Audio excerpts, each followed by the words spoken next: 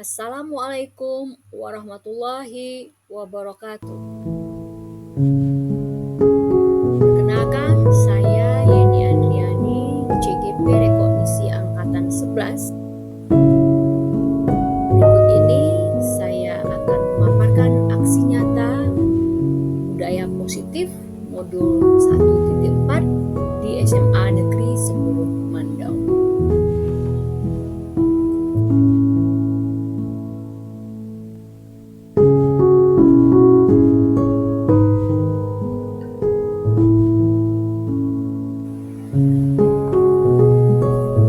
Adapun yang melatar belakangi aksi nyata budaya positif ini adalah jika seseorang merasakan tekanan dari lingkungannya, maka proses pembelajaran sulit terjadi.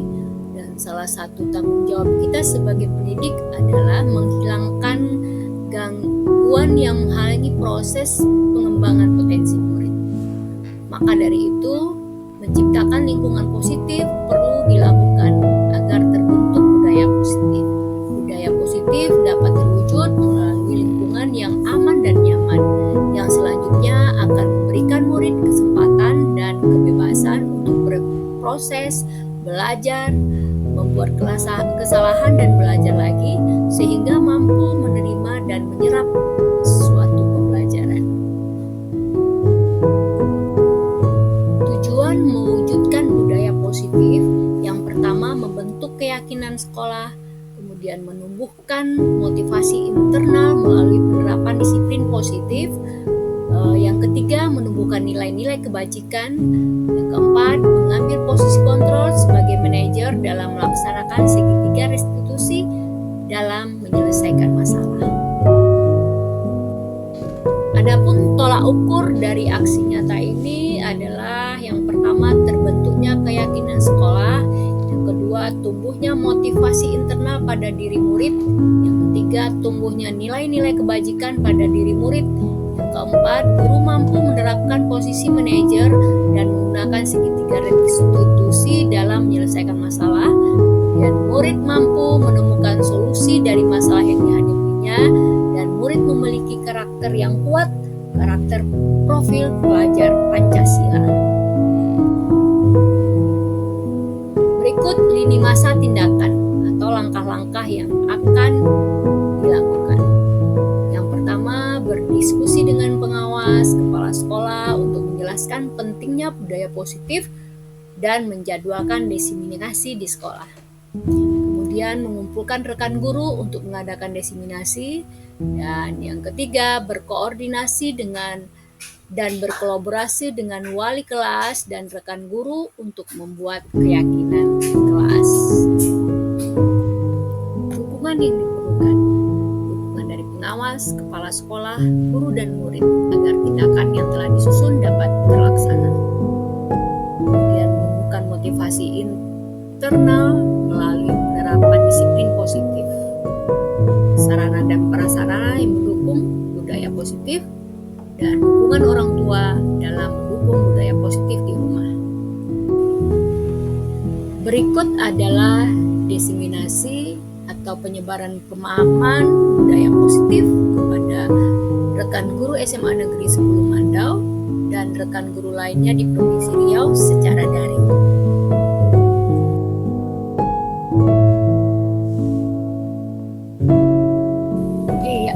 Sudah berhasil record ya Bapak dan Ibu untuk kegiatan kita siang ini. Baik, bismillahirrahmanirrahim. Assalamualaikum warahmatullahi wabarakatuh.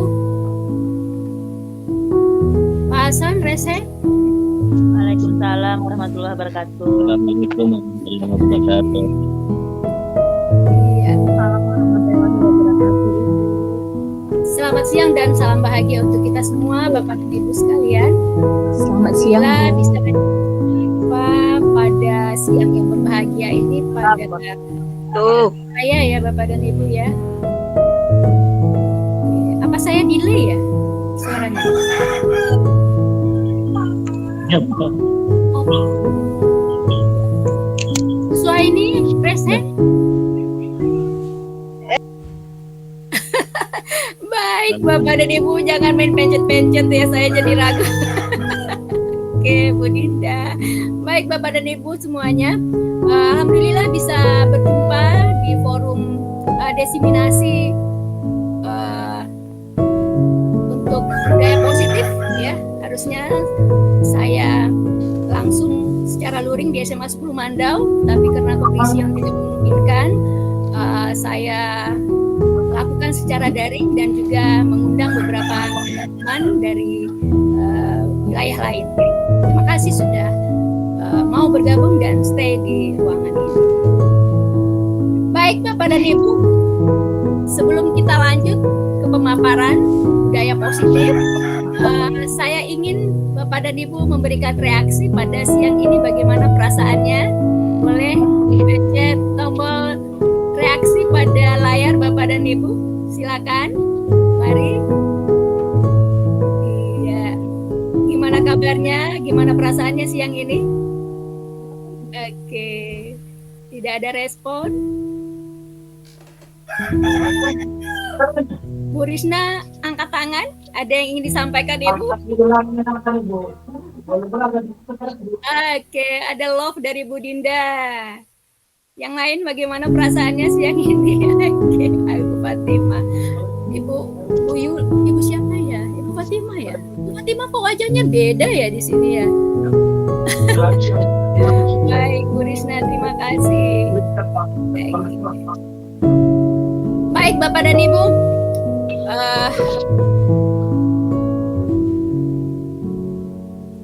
Ibu Suhaini.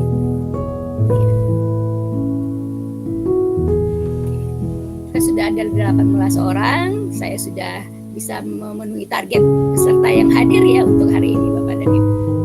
Baik. Kita langsung saja ya Bapak dan Ibu ya, untuk mengingat waktu yang harus kita siapkan. Saya izin share screen ya.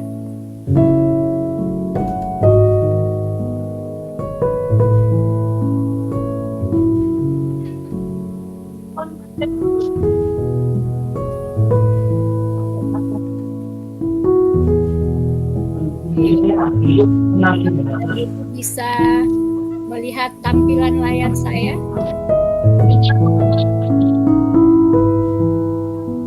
melihat tampilan layar saya Bapak dan Ibu, berikan reaksi. Bisa Bu.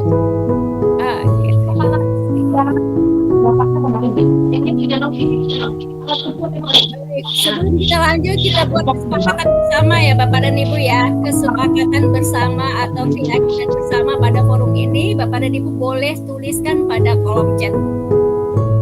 Nah, apa yang ingin disepakati pada ruangan ini? Singkat-singkat saja. Pertama, silakan.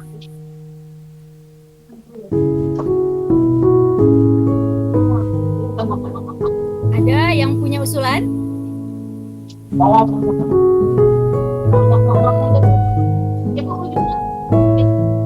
Oke, usulannya apa?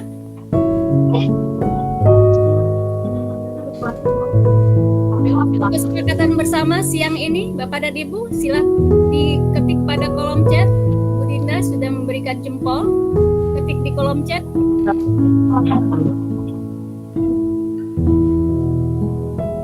Kesepakatan bersamanya di kolom chat. Bapak dan Ibu bisa menemukan kolom chat.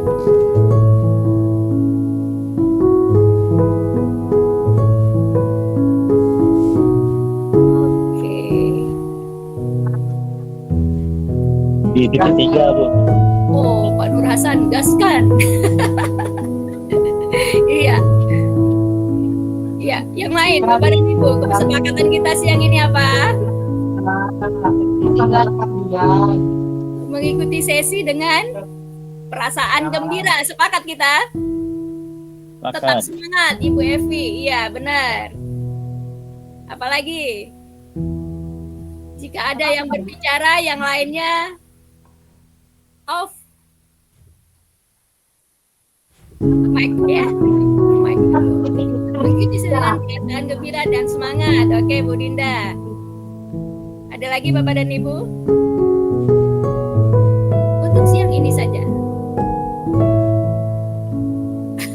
Pak Hasan. Oke. Baik ya Bapak dan Ibu ya, mengikuti sesi dengan semangat, mengikuti sesi dengan perasaan ya. Baik, terima kasih. Pikir cukup untuk ini. Baik, kita lanjut. Saya akan coba tampilkan slide yang sudah disiapkan. Oh iya, Bu Ivon di bawah happy, Bu. Oke, sama ya, dengan perasaan yang gembira. Ya, kita lanjut ke slide berikut. Nah, karena kita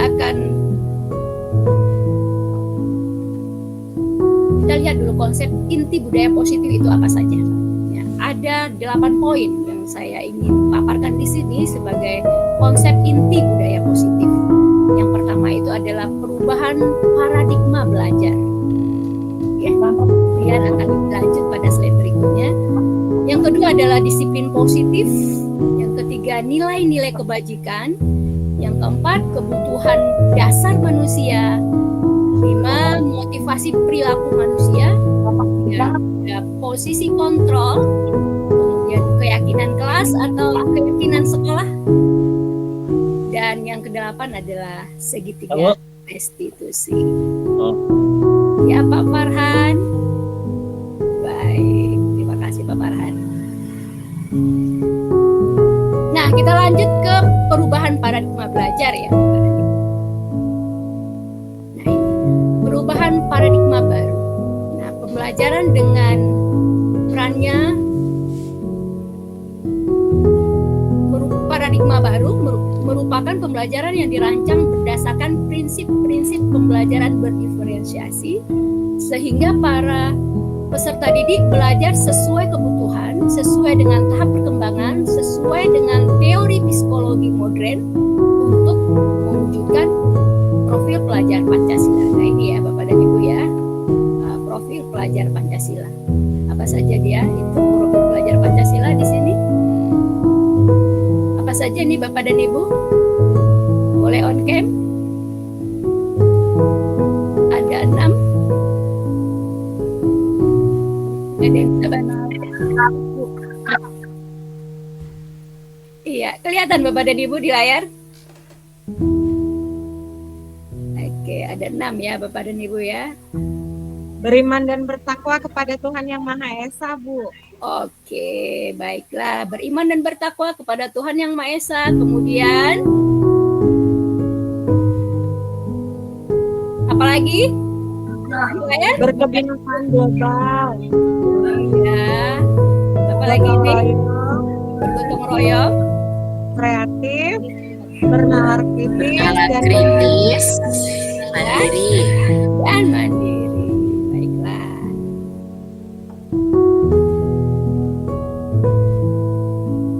Nah, kita lihat sedikit tentang miskonsepsi teori kontrol ya Bapak dan Ibu. Nanti Bapak dan Ibu akan bisa lebih lanjut pada slide-slide berikutnya memahami lebih lanjut. Iya Bu Yuni, silakan bergabung. Nah, teori kontrol miskonsepsinya yang pertama yaitu ilusi guru mengontrol murid. Ya, bahwa kita itu berilusi sebagai guru bahwa kitalah yang mengontrol murid. Itu adalah miskonsepsi. Nah, yang kedua, ilusi bahwa orang dewasa berhak memaksa. Itu mis ya Bapak dan Ibu. Nah, yang ketiga, ilusi bahwa semua penguatan positif efektif dan bermanfaat. Nah, berikut ilusi bahwa kritikan dan membuat rasa bersalah itu mampu menguatkan karakter dewasa berhak memaksa. Nah, keempat poin yang saya tampilkan ini merupakan hal-hal yang kita anggap yang biasa kita lakukan padahal itu adalah miskonsepsinya di sana. Oke. Kita lanjut ya Bapak dan Ibu ya.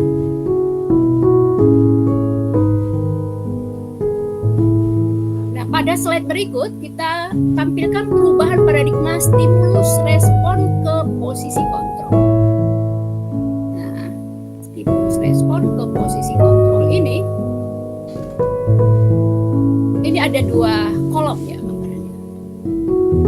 Ada stimulus respon tentang dunia, ada teori kontrol tentang dunia. realitas atau kebutuhan kita sama. Nah, teori kontrolnya realitas kebutuhan kita berbeda. Nah, semua orang melihat hal yang sama. Setiap orang memiliki gambaran yang berbeda.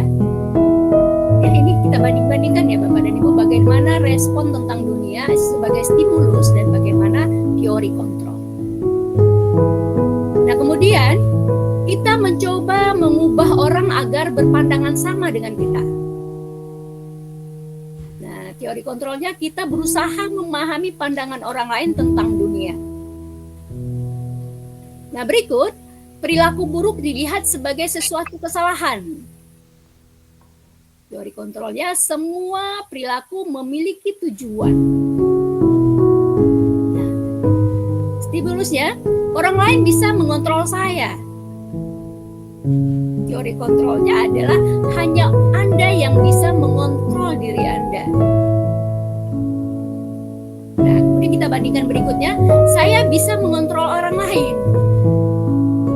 Padahal pada teori kontrolnya adalah Anda tidak bisa mengontrol orang lain. Berikutnya, pemaksaan ada pada saat bujukan gagal. Nah, pada teori kontrolnya adalah kolaborasi dan konsensus menciptakan pilihan-pilihan baru. Baik, sampai di sana sebelum kita masuk ke disiplin positif. Ada yang ingin menanggapi? Silakan. Oh, Ibu Evi ya. Ada yang bergabung lagi ini. Oke. Pak Saiful. Pak Saiful. Pak Saiful kok kelihatan ya? Ibu Evi baru bergabung kembali kah? Ada yang ingin bertanya? Putus-putus. Saya putus-putus. Apakah semua mendengar saya putus-putus? Terdengar jelas, Bu. Jelas. Nah, kalau ada yang putus-putus, kalau yang lainnya jelas berarti yang putus-putus kendala pada perangkat Anda. Mohon maaf. Baik. Ada yang baru bergabung nampaknya. Iya. Silakan bergabung yang baru bergabung. Baik Bapak dan Ibu, ada yang ingin menanggapi ini perubahan paradigma stimulus respon ke posisi kontrol? Atau kita bisa refleksi bagaimana yang kita lakukan selama ini di ruang-ruang kelas kita? Tidak ada yang ingin berpendapat atau ingin bercerita? Oke, kalau tidak kita lanjut ya Bapak dan Ibu ya, kita lanjut dulu. Kita lanjut ke disiplin positif. Kayaknya masih kurang panas ini karena tidak diawali dengan pantun. Pak Iip lama pula bergabung. Lupalah minta pantun dengan Pak Iip tadi. Oke, kita lanjut ya Bapak dan Ibu ke disiplin positif. Nah, ini mind map tentang disiplin positif ini ya Bapak dan Ibu bisa lihat dengan jelas pada layar. Iya, masih ada yang bergabung ini. Saya bukakan pintu dulu. Iya, Ibu Selvia. Silakan bergabung Ibu Selvi. Nah, ini tentang disiplin positif ya Bapak dan Ibu. Sungguh banyak cabang-cabangnya ini, bagan-bagannya ini ya. Teori kontrol atau teori pilihan yang dikemukakan oleh Dr. William Glasser ya Bapak. Anda tidak bisa mengontrol orang lain, hanya Anda yang bisa mengontrol diri Anda. Ya, saya tidak bisa memaksa Bapak dan Ibu untuk bergabung pada forum ini. Saya tidak bisa memaksa Bapak dan Ibu untuk stay selama 1 jam pada forum ini. Nah, itu salah satu makna disiplin. Disiplin ini belajar kontrol diri dengan menggali potensi kita agar tercapai tujuan mulia, yaitu sesuatu menjadi seseorang yang kita inginkan berdasarkan nilai-nilai yang kita hargai bersama. Nah, kemudian di sini semua perilaku memiliki tujuan. Ya, jadi semua perilaku yang ditunjukkan itu pasti ada tujuannya. Nah, di sini ada teori motivasi, ya. Kemudian di teori teori motivasi ini ada 3 poin ya Bapak dan Ibu. Di sini ada motivasi ekstrinsik, ya, ekstrinsik dan motivasi intrinsik. Ya, yang ekstrinsik itu datang dari luar.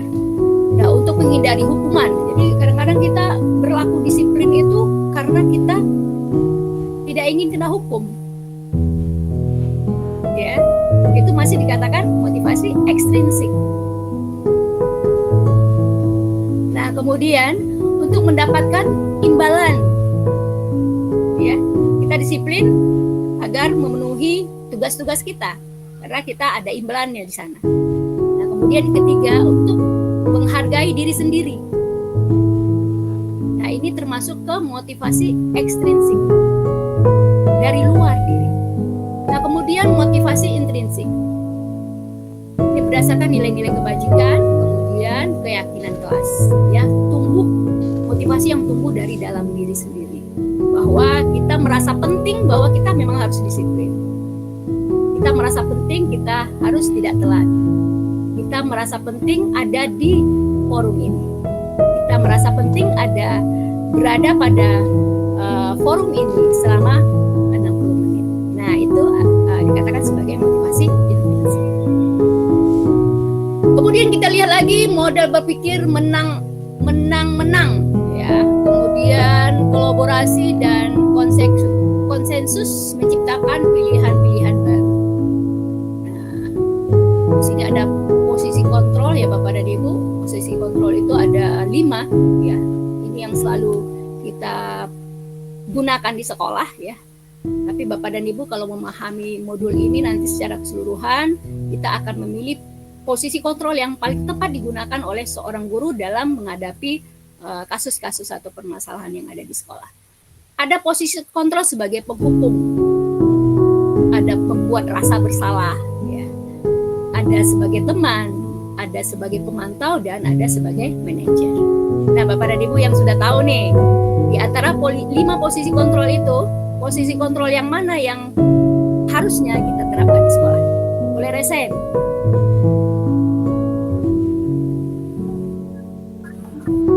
Iya, Ibu Selvi silakan, Ibu Selvi, Bu Dinda. Yang mana dulu tadi nih? Ibu Dinda. Ya, silakan Ibu Selvi dulu lah, nanti baru Ibu Dinda.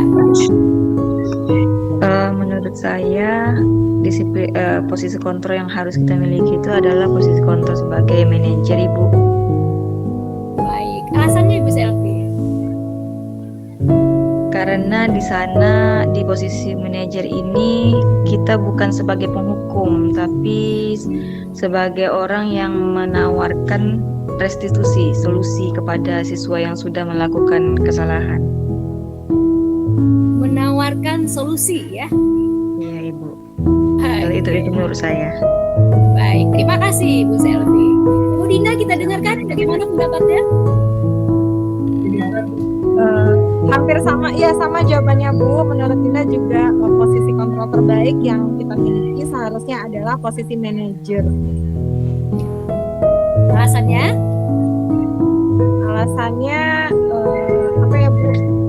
Artinya di sini kita dalam proses pembelajaran itu dengan siswa, manajer itu kan mampu untuk memberikan kesadaran juga kepada siswa itu sendiri untuk lebih ke mampu menempatkan diri sebagai manajer. Artinya dia bukan sebagai teman, dia juga tidak sebagai penghukum, tetapi justru bisa memberikan stimulasi sehingga siswa itu sadar harusnya apa yang dia lakukan yang terbaik. Baik, ya. Jadi sedikit lagi Ibu Selvi bukan menawarkan dia, tetapi menggiring siswa untuk menemukan solusinya sendiri. Jadi mereka menemukan solusinya sendiri. Okay. Baik. Kemudian di sini ada segitiga restitusi ya Bapak dan Ibu ya. Nah, ada 3 langkah yang dapat kita lakukan dalam menyelesaikan sebuah permasalahan di kelas. Misalnya di sini menstabilkan identitas dulu, kemudian memvalidasi kebutuhan dan menanyakan keyakinannya. Baik, kemudian pada bagian paling kiri ini, realitas atau kebutuhan kita berbeda. Kita berusaha memahami pandangan orang lain tentang dunia. Ya. Setiap orang memiliki gambaran yang berbeda. Nah, kebutuhan dasar manusia nih. Jadi kita beranjak daripada kebutuhan dasar manusia. Jadi kalau kita menemukan anak-anak di kelas itu bertingkah seperti apa, ya, kenapa dia bertingkah seperti yang dia tampilkan, ya, yang dia ekspresikan ketika berada di dalam kelas, tidak lain tidak bukan karena ini kebutuhan dasar manusia ini, Bapak dan Ibu. Ada 5 kebutuhan dasar manusia. Jika ada satu saja kebutuhan dasar ini yang tidak terpenuhi, maka timbullah tingkah yang mereka ekspresikan di sekolah. Gitu ya, Bapak dan Ibu. Nah, kebutuhan dasar manusia ini ada kebutuhan bertahan hidup, survive, ya, kemudian penguasaan, ya, anak-anak itu setiap manusia punya keinginan untuk menguasai, kemudian kasih sayang dan rasa diterima, ya. Jadi jika kebutuhan ini tidak terpenuhi, maka muncullah reaksi. Ya, jika Bapak dan Ibu mengalami hal-hal ini di dalam kelas, nah Bapak dan Ibu harus lihat ini kebutuhan apa kira-kira yang belum dipenuhi oleh anak-anak sehingga dia berlaku demikian. Kemudian ada ketenangan dan kebebasan. Jadi ini adalah kebutuhan dasar manusia yang semua individu pasti memiliki kebutuhan ini. Jika salah satunya tidak terpenuhi, maka timbullah reaksi terhadap lingkungannya. Maaf ya Bapak dan Ibu ya, saya suaranya agak bisa terdengar jelas ya. Udah serak. Terima kasih ya. Oke, terima kasih Bu Dinda. Baik, kita lanjut. Atau ada yang ingin memberikan tanggapan? Baik, kalau tidak kita lanjut dulu ya Bapak dan Ibu ya. Nah, ini disiplin positif. Nah, secara lebih dalam lagi, disiplin positif itu berasal dari kata disiplin yang artinya belajar disiplin mengacu pada disiplin diri yang memiliki tanggung jawab terhadap apa yang dilakukan berdasarkan nilai-nilai yang diyakini. Nilai-nilai yang diyakini tadi itu adalah nilai-nilai keyakinan kelas kalau di kelas, keyakinan sekolah kalau di sekolah. Nah, disiplin positif merupakan salah satu cara menerapkan disiplin yang bertujuan untuk menumbuhkan kesadaran serta memberdayakan peserta didik tanpa imbalan, ya, tanpa penghargaan atau reward, ancaman dan hukuman. Nah, ya Bapak dan Ibu ya. Nah, kita bisa melihat kembali ya, merefleksi lah apa yang sudah kita lakukan di kelas. Apakah kita mendisiplinkan anak sudah seperti yang diharapkan ini? Apakah masih ada ancaman? Apakah masih ada hukuman? Atau memberikan reward? Nah, itu dia. Baik, Ibu Evi, terima kasih. Kemudian sebagai pendidik, tujuan kita adalah menciptakan peserta didik yang memiliki disiplin diri. Ya, disiplin diri itu tidak ada hubungannya dengan yang lain-lain, ya, disiplin diri. Sehingga mereka berperilaku mengacu kepada nilai-nilai kebajikan universal dan memiliki motivasi intrinsik dari dalam diri dalam perubahan perilaku ke arah lebih baik. Nah, ini lebih dalam ya. Oke, kita lanjut pada slide berikut ya. Nah, kita lihat sedikit tentang nilai-nilai kebajikannya. Nilai-nilai kebajikan, nilai-nilai yang disepakati maupun dari latar belakang bersama lepas dari suku bangsa, agama, bahasa ya. Jadi nilai-nilai kebajikan itu secara universal. Nah, ini contohnya. Iya, ini slide-nya belum tergantikan ini Bapak dan Ibu, saya next saja ini. Nanti ada pada slide berikutnya. Ya, berikut ini adalah kebutuhan dasar manusia yang kita sudah tampilkan tadi. Nah, seluruh tindakan manusia memiliki tujuan tertentu. Semua yang kita lakukan adalah usaha terbaik untuk mendapatkan apa yang kita inginkan, sehingga kita mendapatkan apa yang kita inginkan. Semua yang yang dilakukan memiliki tujuan tertentu, yaitu memenuhi semua kebutuhan dasar. Nah, ini dia. Nah, ini juga sudah kita bahas pada mind map tadi ya Bapak dan Ibu ya. Ini lebih rinci lagi. Ya, ada 5 kebutuhan dasar manusia. Yang pertama itu adalah bertahan hidup atau survive, kasih sayang, kebebasan, kesenangan, dan penguasaan. Nah, next, berikut adalah motivasi perilaku manusia. Baik, sebelum lanjut ke motivasi perilaku, saya ingin diskusi dulu dah Bapak dan Ibu ya. Ada yang ingin menanggapi atau ada yang ingin berkisah ya, bagaimana pengalaman di kelas tentang hal ini? Kebutuhan dasar manusia. Apakah Bapak dan Ibu sudah terpenuhi semua kebutuhan dasarnya ini? Bu Yuni senyum-senyum dia. Bu Yuni sudah terpenuhi kebutuhan dasarnya dari pagi sampai siang. Bu Yuni semuanya Bu Yuni. Terpenuhi. Ayo Bapak dan Ibu, kita Jujur belum Bu. Bapak dan Ibu yang sudah terpenuhi kebutuhan dasarnya berapa? Ini ada 5 kebutuhan dasar. Nah, sampai pada jam ini Bapak dan Ibu sudah terpenuhi berapa kebutuhan dasar? Boleh di kolom chat. Iya, ada Novianti. Oke. Ini CGP angkatan 1 ya. Baik Ibu Novi, Ibu Cici silakan bergabung. Oke. Ya, boleh Bapak dan Ibu ya. Ada 5 kebutuhan dasar manusia. Sudah, Ibu Fatimah sudah. Yang mana sudah Bu Fatimah? Kelima-limanya Bu Fatimah. Bu Fatimah mana? Iya, ini lagi sahabat lama di angkatan 1. Baik, Ibu Delia sila bergabung Ibu Delia. Sudah sekitar 4 Bu, Ibu Selvia. Apa saja yang ya berarti kalau sudah sekitar 4, satu yang belum terpenuhi itu apa? Ibu Yuni, Ibu Selvia. Boleh open mic. Kurang senang dan kasih sayang Ibu Evi, ya Allah. Ibu Dina sudah semua ini? Sudah Bu, sudah semua kah? Insya Allah Bu. Insya Allah, alhamdulillah. Ibu Delia Suri. Wah, kangen nih dengan ibu-ibu di angkatan 1 ini ya. Oke. Iya. Ada yang sama sekali tidak terpenuhi? Ibu Yuli senyum-senyum nih. Di samping saya angkat semuanya belum terpenuhi di samping saya. Oke, Bu Yuli gimana Bu Yuli? Iya, oke baiklah. Assalamualaikum Bu Yeni. Waalaikumsalam Ibu Delia. Sila bergabung ya Ibu. Kami sudah lanjut ini. Baru baca apanya Bu, WA dari Cici. Iya.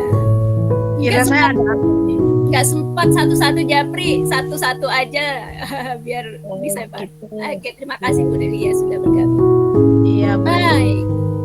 Oke. Kita lanjut ya Bu Delia ya. Jadi ada Iya, Bu. 5 kebutuhan dasar yang sudah terpenuhi semua tadi Bu Dinda. Siapa lagi yang sudah terpenuhi semua? Nah, jadi Bapak dan Ibu di kelas Bapak dan Ibu bisa praktekkan ini ya Bapak dan Ibu ya. Ya, bisa melihat oh ini kira-kira yang mana yang tidak terpenuhi dari anak-anak kita. Oke, baiklah. Kita lanjut ya Bapak dan Ibu ya. Kita lanjut slide berikut. Di ruang mana dihilangkan? Kami udah hilangkan ya. Adalah motivasi perilaku manusia. Nah, ini motivasi perilaku. Kan? Supaya kedengaran jelas. Iya, Ibu Risna. Oke, terima kasih Bu Risna. Kita lanjut ya Bapak dan Ibu. Teori motivasi perilaku manusia. Nah, untuk menghindari ketidaknyamanan atau hukuman, apa yang akan terjadi apabila saya tidak melakukannya? Nah, motivasi eksternal ya.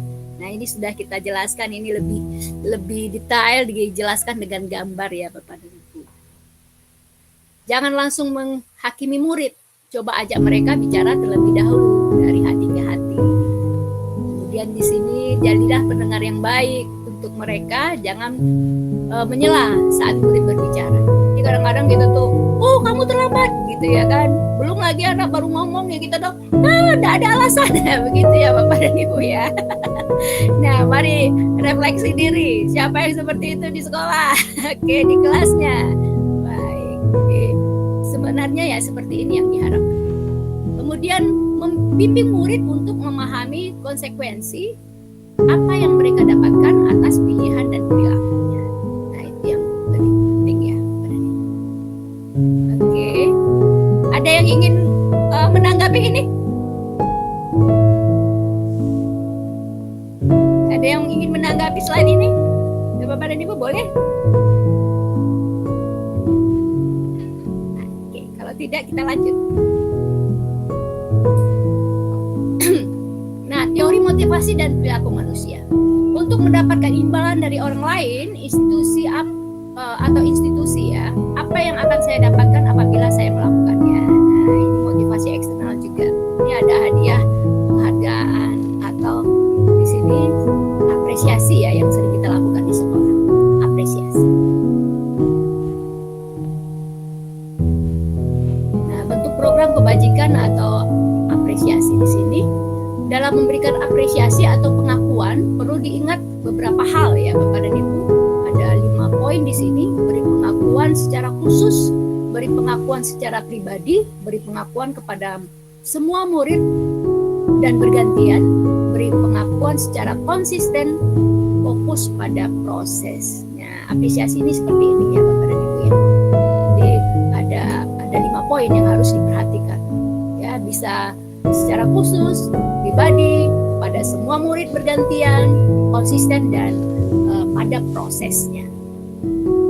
Nah, kemudian teori motivasi perilaku manusia ini yang ketiga, untuk menghargai diri sendiri, saya akan menjadi orang yang seperti apa bila saya melakukannya.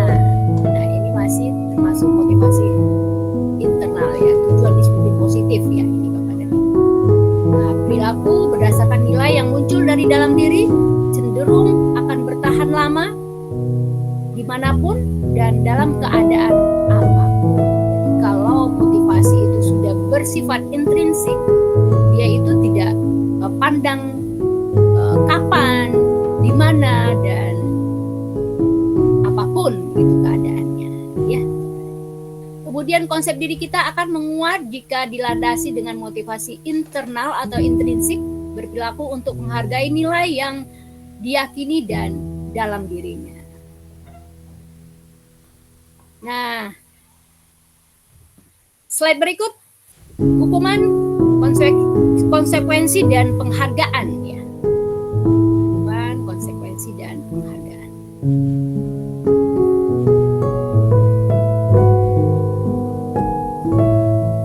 Nah, kita lihat hukuman itu apa Bapak dan Ibu.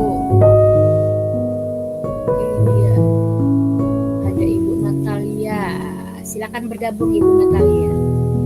Di hukuman itu di saat murid melanggar aturan, kerap kali kita memberikan sanksi berupa hukuman yang tidak ada korelasi antara kesalahan dan bentuk hukumannya. Jadi Bapak dan Ibu, ini hukuman itu tidak ada hubungan.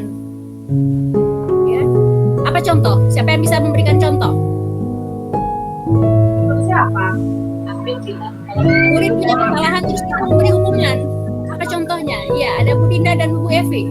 Bu Dinda dulu, silakan. Terima kasih Bu atas kesempatannya. Contohnya seperti ini Bu, kadang di sekolah itu ya Bu, misalnya ada siswa datang terlambat Bu. Nah, atau tidak disiplin karena pas waktu upacara tidak menggunakan atribut lengkap. Nah, nanti itu biasa kan diberikan hukuman Bu. Biasa disuruh bersih-bersih, disuruh ada yang kalau terlambat tuh kayak keliling lapangan. Jadi nggak ada korelasi antara kesalahan yang ditentukan. Kesalahannya gitu, cuman lebih ke apa namanya supaya sanksi jerah aja gitu. Oke, itu disebut dengan hukuman ya Bapak dan Ibu. Baik, terima kasih Bu Dinda. Nah kita dengar Ibu Evi silakan. Terima kasih Bu. waktu zaman saya SMA dulu Bu, kami itu kan banyak terlambat tuh teman-teman Bu ya. Jadi hukumannya bawa semen, bawa pasir, sehingga selesailah jalan sekolah kami. Jadi nggak ada hubungannya gitu. Iya. Itu Di aja, satu Bu, sisi, terima kasih. baik, terima kasih Bu Evi. Di satu sisi mungkin kita melihat itu adalah sesuatu yang luar biasa ya Bapak dan Ibu ya, bahkan jalan di sekolah jadi baik ya. Tapi sebenarnya itu adalah hukuman yang tidak ada korelasinya antara kesalahan yang dilakukan oleh siswa dengan hukuman yang diberikan oleh guru. Artinya itu adalah benar apa salah Bapak dan Ibu? Salah Tidak Bu. salah. Oke, ya Bapak dan Ibu kita lanjut. Mudah-mudahan pemahaman kita tentang hal ini dan kita bisa mengaplikasikannya pada ruang-ruang kelas kita dan di sekolah kita. Baik, saya lanjut ya. Nah, berikut adalah konsekuensi. Nah, konsekuensi ini erat kaitannya dengan akibat yang akan kita terima dari suatu perbuatan. Nah, konsekuensi adalah sebuah keadaan di mana terdapat kesepakatan dan bentuk tanggung jawab yang sudah bisa diprediksi oleh murid dan guru. Nah, ini disebut dengan konsekuensi. Nah, contohnya seperti apa? Ada yang bisa memberikan contoh tentang konsekuensi ini seperti apa? Boleh raise hand yang lain. Yuk, mana nih Bapak dan Ibu? Sudah kurang semangat nampaknya. Ya, contoh konsekuensi yang pernah kita lakukan di sekolah atau di kelas? Iya. Coba Bu, Iya, silakan. misalnya anak terlambat masuk ke dalam kelas gitu, terlambat 5 menit atau 10 menit. Jadi nanti pada saat sudah selesai jam pelajaran, anak itu harus mengikuti 10 menit lagi gitu, daripada kawan-kawan yang lain gitu. Bertambah jamnya gitu. Dari kawan-kawan yang banyak. Jadi konsekuensinya seperti itu ya. Kalau telat 5 menit, nanti nambah 5 menit biar jumlahnya sama dengan teman yang lain. Begitu ya Bu Iya. Evi ya? Iya Bu, Iya. terima kasih. Terima kasih Bu Evi. Teman-teman yang lain ada yang punya contoh lain enggak? Oke, baik. Kalau tidak, kita lanjut ya Bapak dan Ibu ya. Nah, ini pada tabel berikut. Hukuman dan konsekuensi. Nah, ini posisi guru ya. Penentuan sanksi dan relevansi sanksi. Nah, penghukum dan pembuat rasa bersalah. Jadi ketika guru berperan sebagai mengambil posisi sebagai penghukum atau pembuat rasa bersalah. Nah, di konsekuensi itu sebagai pemantau. Nah, Bapak dan Ibu bisa berikan contoh enggak bagaimana kita menangani kasus siswa tapi kita pada posisi membuat rasa bersalah pada siswa? Ada enggak yang bisa memberikan contoh?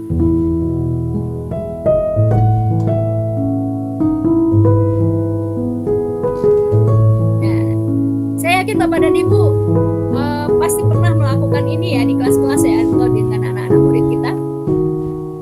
Bagaimana contoh untuk kita sebagai pembuat rasa bersalah?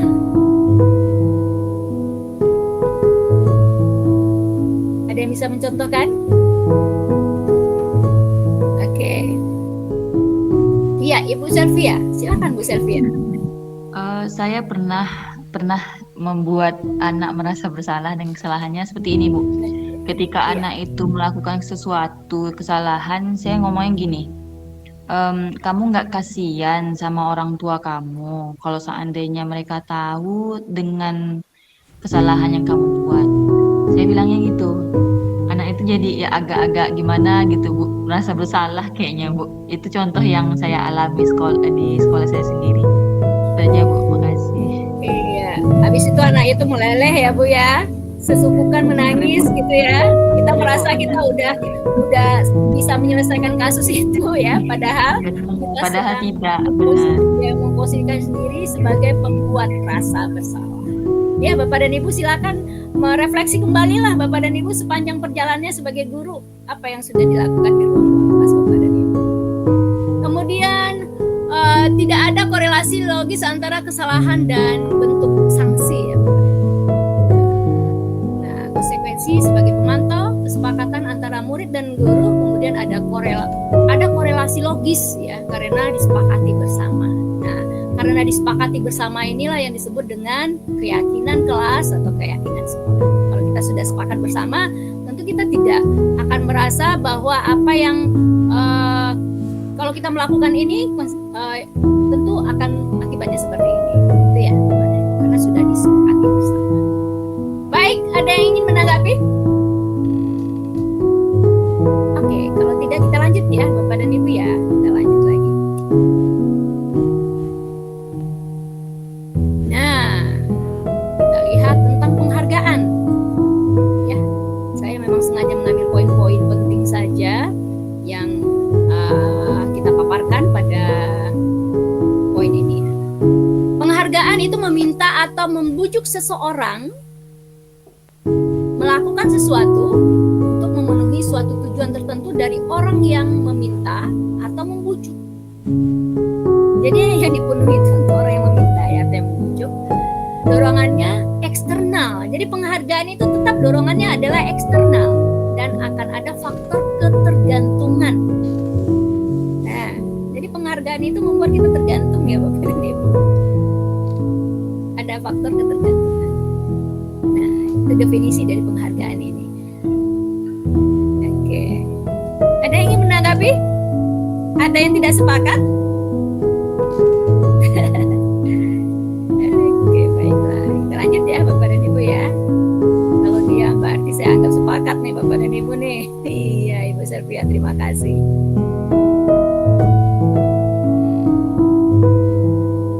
Nah, ada 5 alasan untuk tidak menggunakan sistem hadiah dalam mendisiplinkan murid. Nah, ini Bapak dan Ibu kadang-kadang ini tidak mudah ya. Tidak mudah untuk kita menerapkan ya di sekolah-sekolah kita, termasuk di sekolah kita sendiri ya Bapak dan Ibu. Karena tadi awal kita itu adalah perubahan ya, perubahan mindset kita. Ya. Dan ini tidak mudah karena sejak lama itu sudah terjadi ya Bapak dan Ibu, dan kita tidak menyadari bahwa ini sebetulnya tidak dianjurkan. Oke. Ini 5 alasan untuk menggunakan sistem hadiah dalam mendisiplinkan murid. Tidak ya Bapak dan Ibu. Menghambat kinerja, kreativitas, dan motivasi peserta didik. Ternyata seperti ini. Kemudian hadiah memiliki potensi hukuman. Jadi sebenarnya walaupun dia dalam bentuk hadiah, tapi sebenarnya lah dia memiliki potensi yang sama dengan hukuman. Nah, kemudian menyebabkan putusnya hubungan sosial. Nah, Bapak dan Ibu mungkin bisa mengilustrasikan ya kenapa bisa menyebabkan putusnya hubungan sosial. Ya, kemudian membuat gagal menemukan sumber masalah. Akhirnya kita tidak temukan masalahnya ini sebenarnya apa. Kita hanya memberikan hadiah untuk yang memenuhi. Ya, siapa yang dapat nilai bisa mengejarkan PR, nanti Ibu kasih hadiah pena, pensil, buku, begitu ya. Oke. Kemudian menghilangkan motivasi intrinsik jangka panjang Bapak dan Ibu. Mungkin saat itu dia termotivasi, tapi tidak untuk jangka panjang. Karena dia akan selalu berharap jika ada sesuatu, kalau nggak ada dia nggak termotivasi. Gitu ya Bapak dan Ibu. Saking dalamnya bagaimana tentang hadiah ataupun penghargaan ini. Ya Bapak dan Ibu. Oke, silakan Bu Yuli. Tidak apa-apa. Baik, ada yang mau menanggapi? Ada yang mau menanggapi Bapak dan Ibu tentang 5 alasan atau Bapak dan Ibu tidak sepakat dengan ini? Oke, sepakat ya. Kalau sepakat kasih jempol. Sepakat. Kita bersama. Iya. Kasih jempol untuk kita bersama siang ini. Baik, terima kasih Bapak. lanjut pada slide berikut. Nah, tindakan guru, hukuman atau konsekuensi ya Bapak dan Ibu. Ini sebenarnya slide ini bisa berjalan ya Bapak dan Ibu. Cuman keterbatasan saya, kita tidak bisa menjalankan ya. Jadi kalau mencari 10 kata di dalam buku kalimat, saya tidak akan terlambat lagi karena terlambat ke sekolah. Ini adalah hukuman. Lari mengelilingi lapangan basket 2 kali karena terlambat hadir di sekolah. Ini adalah hukuman. Pada ibu yang selalu melakukan di sekolah ini adalah hukuman. Ya, mungkin bisa beralih dengan hal-hal yang lain ya. Minimal kita terapkan konsekuensi lah. Kemudian murid diminta untuk push up 15 kali karena tidak menggunakan masker ke sekolah. Nah, ini kalau di zaman COVID ya Bapak dan Ibu ya. Menggantikan kertas tugas teman yang telah dicoret-coret. Nah, ini baru konsekuensi. Jika dia mencoret kertas temannya, dia harus mengganti kertas temannya dengan hal yang baru. Sama-sama kertas, karena dia yang mencoret. Oke. Kemudian, murid disuruh untuk tidak mengenakan sepatu seharian di sekolah karena tidak menggunakan sepatu hitam. Kita copot sepatunya Bapak dan Ibu, bahkan kita gudangkan itu sepatu, anak suruh pakai, itu adalah hukuman Bapak dan Ibu. Iya. Kemudian membersihkan tumpahan air di meja tulis karena tersenggol pada saat belajar. Nah, karena dia yang tumpahkan air, dia yang bersihkan kembali tumpahan air tersebut, bukan membersihkan yang lain, tapi apa yang dia lakukan. Seperti itu ya Bapak dan Ibu. Ya, konsekuensinya seperti apa? Dan konsekuensi ini pun sudah disepakati bersama dulu dengan keyakinan kelas tadi. Oke, Bapak dan Ibu sampai di sini. Ada yang mau menanggapi? Boleh ya? Ada yang menanggapi silakan. CGP angkatan 1 nih yang mungkin sudah lupa ya Bapak dan Ibu, di angkatan 1 tahun berapa ya Ibu Delia, Ibu Cici ya? Angkatan 1 itu 2020-an loh. Kita sudah 4 tahun tidak 2021 selesainya Ibu. 2021 selesai ya. Oke. Angkatan 1 itu lama Bapak dan Ibu ya, 9 bulan. Selesainya 1 tahun. Ada yang dari awal itu mulai hamil kemudian melahirkan ya Bu Cici ya. Ibu Rahma yang nggak hadir ya Bu Cici. Baik. Kita lanjut ya Bapak dan Ibu, kalau tidak ada yang menanggapi Bu Cici nih. Sekarang udah sebagai PP Fasil sekarang Bu Cici ya. Bu Cici Baru sampai PP Bu. Karena tidak ada lagi kan yang dari GP. Yang ada dari rekoneksi aja yang tidak PP, yang tidak GP yang bisa daftar hasil. Oh begitu ya. Oke Bu Cici, itu pun sudah luar biasa Bu Cici ya. Oke. Baik, kita lanjut. Iya, alhamdulillah. Kita lanjut ya Bapak dan Ibu ke posisi kontrol. Sambil menyapa teman-teman yang lama sudah tidak bertemu. Kita lanjut ke posisi kontrol. Lebih banyak lagi tabelnya Bapak dan Ibu ya. Kalau yang sebagai guru penggerak sudah melihat tabel ini di LMS ya. Nah, ada 5 posisi kontrol yang sudah kita bahas juga di awal tadi. Ada di sini penghukum, pembuat rasa bersalah, sebagai teman. Nah, kadang-kadang itu tuh sebagai teman sama anak-anak, ternyata itu juga tidak hal yang lebih disarankan untuk posisi kita sebagai seorang guru ya Bapak dan Ibu. Ini ada kelemahan-kelemahannya di sini. Nah, kemudian sebagai pemantau dan sebagai manajer. Yang diharapkan adalah sebagai bagaimana seorang guru bisa memposisikan dirinya dalam posisi kontrol itu sebagai manajer. Nah, jika sebagai penghukum guru berbuat menghardik, menunjuk-nunjuk, menyakiti, menyindir. Nah,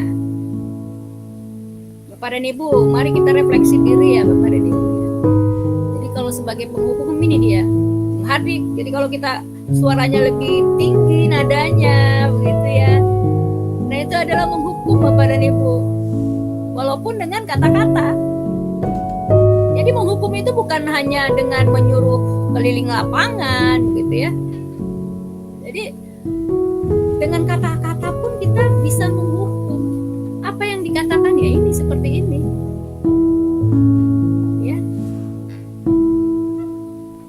Kemudian kalau membuat orang bersalah, nah di sini nih, berceramah dan mengatakan seharusnya kamu begini nih, ibu kecewa. Nah, itu membuat merasa bersalah itu anak jadinya. Kamu kan pinter nih, Iip gitu ya kan. Tapi ibu kecewa ngelihat Iip sekarang. Kenapa? Nah itu membuat Pak Iip merasa bersalah. Nah ini sebagai teman misalnya, membuatkan alasan-alasan untuk muridnya. Nah itu sebagai teman, ya. Dan sebagai pemantau menghitung dan mengukur. Nah jika sebagai manajer mengajukan pertanyaan-pertanyaan, itu istilahnya adalah ada 3 langkah ya, memvalidasi identitas. Kita ajukan pertanyaan-pertanyaan. Oke. Baik. Jika kalau kamu tidak melakukannya, awas ya, rasakan. Nah, jika kamu tidak melakukannya, awas ya. Awas kamu, ibu kasih nilai jelek. Nah, itu menghukum Bapak dan Ibu. Kemudian memberontak ya, menyalahkan orang lain, berbohong. Hasilnya seperti ini kalau kita sebagai pemimpin. Kemudian kaitannya dengan dunia berkualitas, murid meletakkan guru di luar dunia berkualitasnya. Jadi sehingga murid itu kita tidak termasuk di dalam dunia berkualitas mereka. Karena kita selalu menjadi penghukum bagi mereka. Ya, Bapak dan Ibu ya. Jadi kita tidak termasuk jika dia adalah anak yang akan masuk surga, kita tidak termasuk orang yang akan diajaknya ke surga, begitu Bapak dan Ibu. Karena kita selalu sebagai penghukum di dunia. Dalam Bapak dan Ibu ya. Kemudian murid berkata, biarkan saja, nanti juga marah-marah lagi. Nah, jadi anak sudah ngecap kita ya, kita marah-marah melulu Bapak dan Ibu. Nah, dampaknya pada murid mengulangi kesalahan yang sama. Jadi ternyata penghukum itu bukan membuat solusi dari permasalahan, bahkan dia akan membuat kesalahan yang sama. Nah, itu dia. Kemudian di sini ya Bapak dan Ibu ya, kalau membuat rasa bersalah ini terakhir dampaknya pada murid merasa rendah diri murid kita. Nah, sebagai teman ini lemah, tidak mandiri, tergantung. Jadi kita selalu membantu dia karena kita menganggap posisi mereka sebagai teman. Ya. Tergantungan di sini. Nah, jika sebagai pemantau di sini menitik beratkan pada sanksi atau hadiah untuk dirinya. Dampaknya pada murid ini. Ya. Sanksi atau hadiah.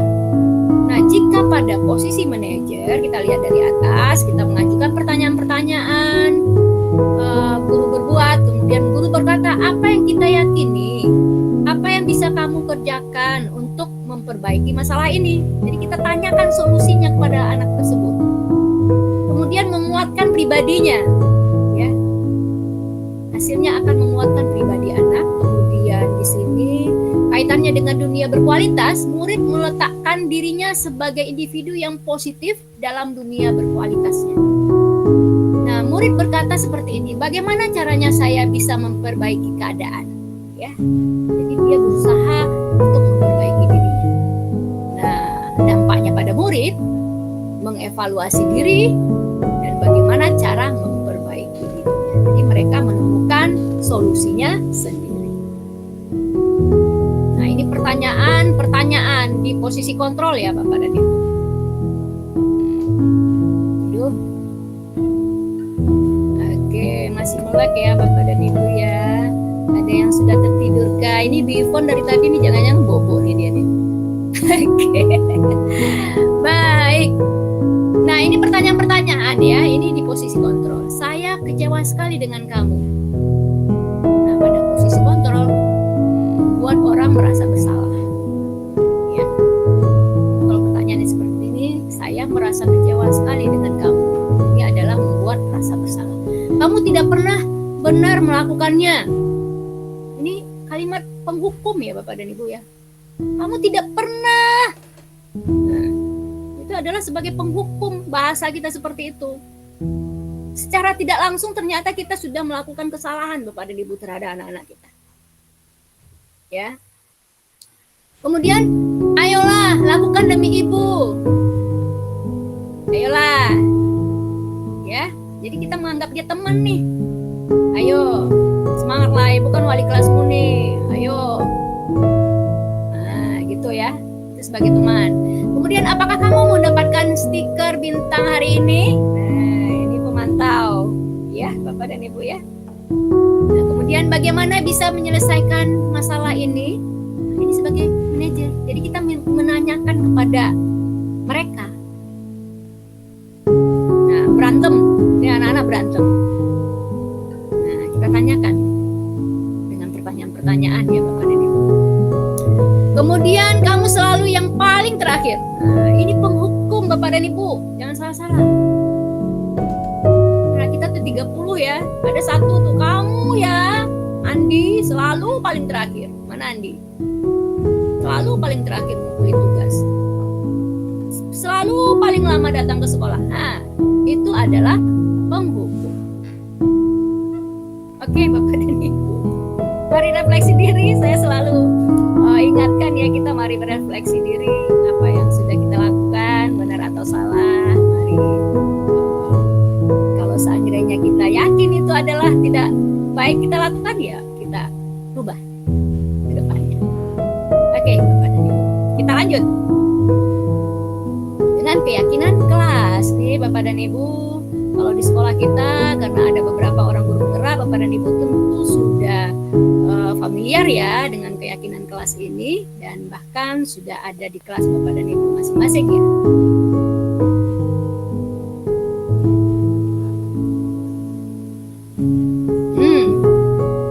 Oke.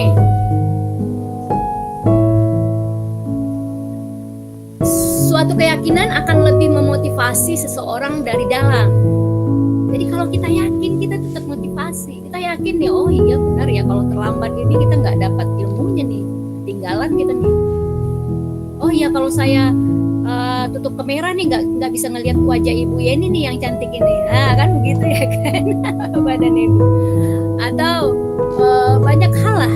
Kalau kita yakin itu benar, tentu kita akan termotivasi dari dalam diri kita sendiri. Nah, seseorang akan lebih tergerak dan bersemangat menjalankan keyakinannya daripada mengikuti serangkaian peraturan. Begitu pula dengan murid-murid kita. Ya. Saya yakin memang kita kata nggak gampang ini, tapi saya yakin Bapak dan Ibu pasti bisa. Munculkan motivasi intrinsik bahwa ini adalah kita yang perlu. Kita yang perlu untuk diri kita sendiri. Ya, kalau sudah ada kata-kata di dalam Ibu cuman ngomong aja. Nah, itu udahlah Bapak dan Ibu. Kita coret lah itu budaya positif. Ya. Nah, Bu Ipon baru bangun nih. Bu Ipon. Iya. Oke. Ada yang mau menanggapi, silakan.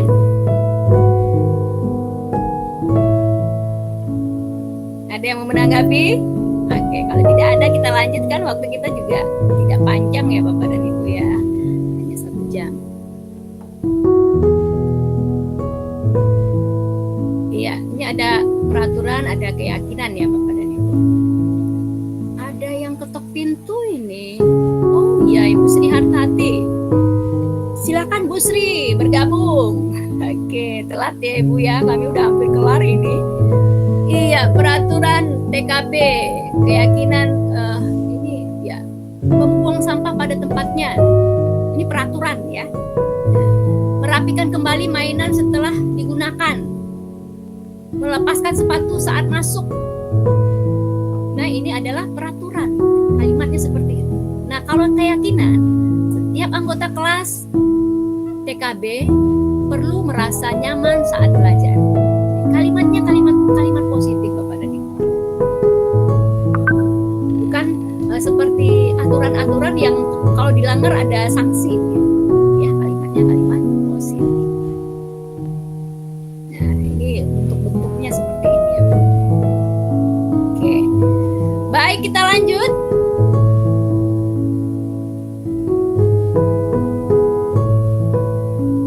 Nah, ini cara membentuk keyakinan kelas Bapak dan Ibu sepintas saja.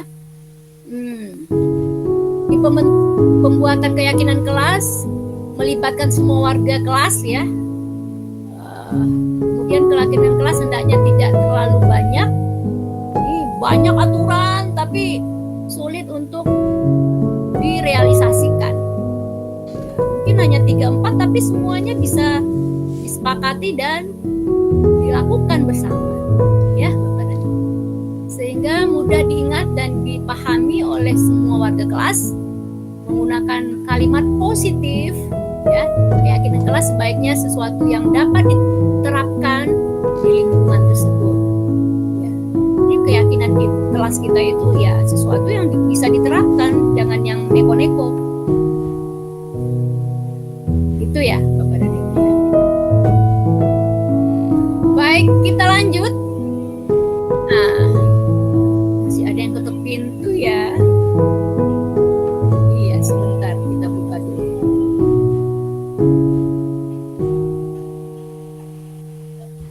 Nah, ini juga saya ambilkan lagi. Ya, peraturan dan keyakinan kelas ya. Selalu kembalikan buku ke tempatnya. Ini peraturan, ini tanggung jawab ya Bapak dan Ibu. Dilarang mengganggu orang lain. Ini keyakinan kelasnya menghormati orang lain. Jadi ini kalimat-kalimat peraturan itu seperti ini, kalimat keyakinan kelas seperti ini. Selalu kembalikan buku ke tempatnya. Ini tanggung jawab secara umum saja. Dilarang mengganggu orang lain. Nah, ini menghormati orang lain. Hadir di sekolah 15 menit sebelum pelajaran dimulai. Menghormati orang lain dan berkomitmen. Nah, dilarang melakukan kekerasan. Keselamatan, menghormati orang lain ya, itu dia keyakinan kelasnya. Dilarang menggunakan narkoba, ini kesehatan ya. Gantian atau menunggu giliran, menghormati orang lain, bersabar. Gunakan masker, kesehatan ya Bapak dan Ibu. Jangan berlari di kelas atau di koridor. Keselamatan atau keamanan. Baik Bapak dan Ibu.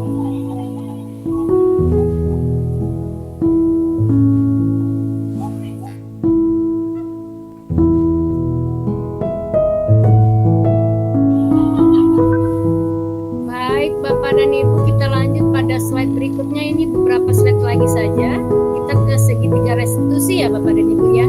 Nah, restitusi adalah metode untuk menyusun kembali model disiplin di sekolah. Nah, restitusi ini berfokus pada solusi atau pemecahan masalah yang bisa dilakukan bukan pada masalahnya. Restitusi mengajak murid untuk mengidentifikasi kembali tindakannya sehingga dia bisa menganalisis dan memikirkan langkah yang tepat dalam pemecahan masalahnya. Nah, inilah yang kita gunakan untuk pemecahan masalah yang ada di sekolah. Nah, begini bagannya ya Bapak dan Ibu ya. Ini Bapak dan Ibu boleh sila berpraktik ya Bapak dan Ibu bersama anak-anak kita jika anak-anak kita mengalami permasalahan di sekolah. Nah, pertama kita validasi, menstabilkan identitasnya, kemudian validasi kebutuhan dan menanyakan keyakinan. Nah, ini model-model pertanyaan yang dapat kita lakukan. Oke, kita lanjut ya Bapak dan Ibu. Ini adalah video. Saya pikir kita tidak sempat memutarkan video ini ya Bapak dan Ibu ya, karena sudah di 15.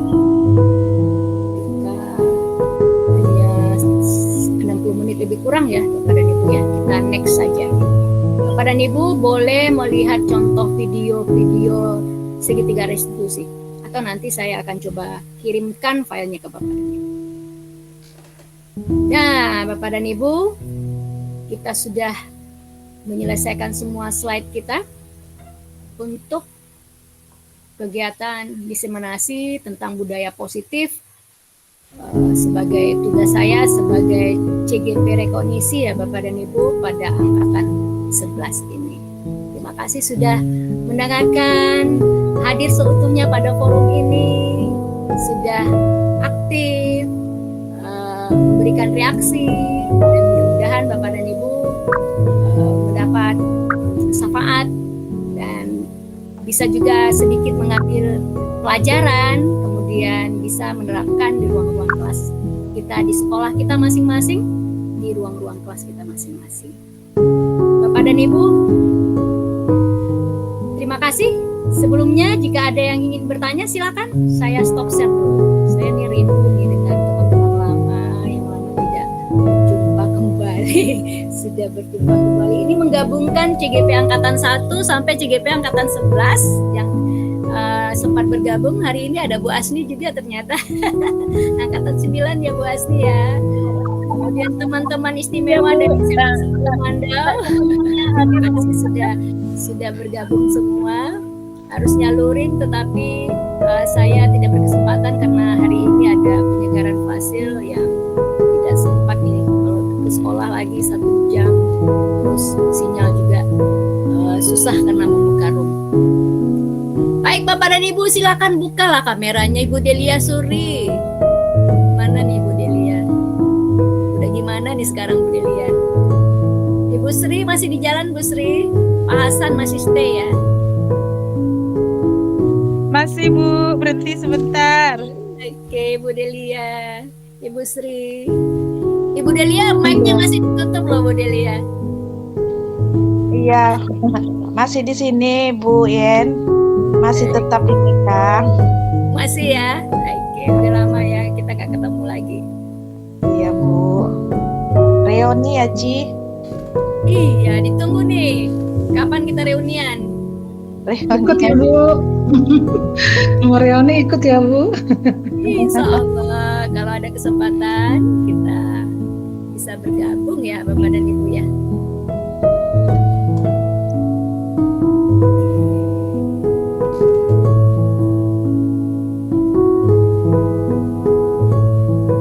Baik Bapak dan Ibu, saya ucapkan terima kasih ya. Saya akhiri ini pertemuan kita. Saya akan stop record dulu ya. Mungkin setelah itu baru bisa bincang-bincang lagi yang mau masih stay pada room ini.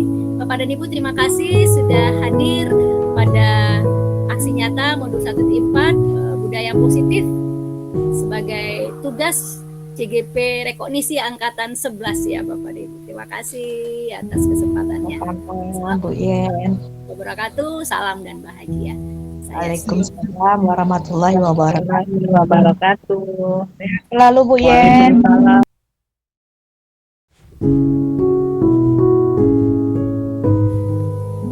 Berikut adalah pemahaman dan penerapan pada guru dengan pembentukan keyakinan kelas dan penerapan budaya positif di sekolah.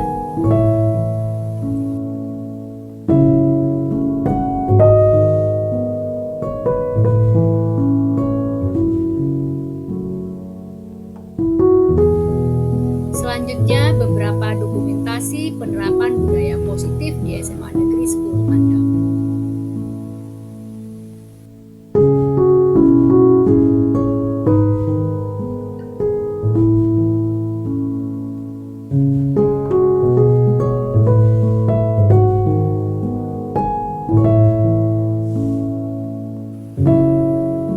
Selanjutnya, penerapan pemahaman pada guru dengan praktik segitiga restitusi dalam penyelesaian masalah.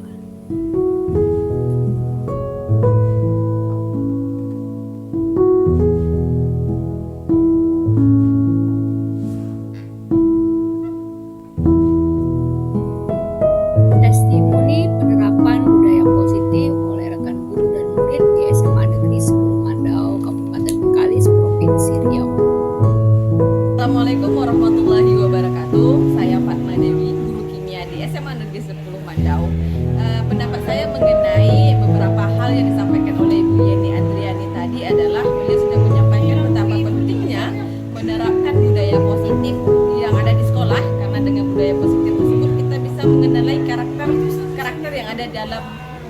didik. Jadi yang disampaikan Bu Yeni tadi sangat bermanfaat sekali. Semoga SMA Negeri 10 Mandau lebih baik lagi. Sekian, terima kasih. Assalamualaikum warahmatullahi wabarakatuh. Perkenalkan, nama saya Andi Ramadan Syaputra SPD, guru mata pelajaran sejarah di SMA Negeri 10 Mandau. Setelah saya mengikuti diseminasi yang dilaksanakan oleh Ibu Yeni Andriani MPD terkait budaya positif sekolah, maka saya memahami arti budaya positif di sekolah. Menurut saya, budaya positif di sekolah itu sangat penting karena bisa mempengaruhi ataupun menunjang prestasi peserta didik anak dan juga mampu meningkatkan kualitas pembelajaran pada peserta didik. Terima kasih untuk Bu Yeni Andriani MPD. Semoga sukses selalu kegiatan ITGP-nya. Assalamualaikum warahmatullahi wabarakatuh. Perkenalkan, nama saya Fatimah Siregar, SPD. Saya mengajar bidang studi Bahasa Indonesia di SMA Negeri 10 Mandau. Menurut saya, dalam penerapan budaya positif di sekolah itu sangat diperlukan. Karena apa? Sebagai seorang siswa dan juga guru, dalam mengupayakan disiplin positif perlu beberapa materi atau pengetahuan. Contohnya seperti segitiga restitusi dan keyakinan kelas. Dengan penerapan tersebut, kita akan bisa melihat perubahan yang sangat banyak manfaatnya kepada siswa. Dan saya sangat mendukung budaya positif diterapkan di sekolah. Sukses selalu untuk kita semuanya. Assalamualaikum warahmatullahi wabarakatuh.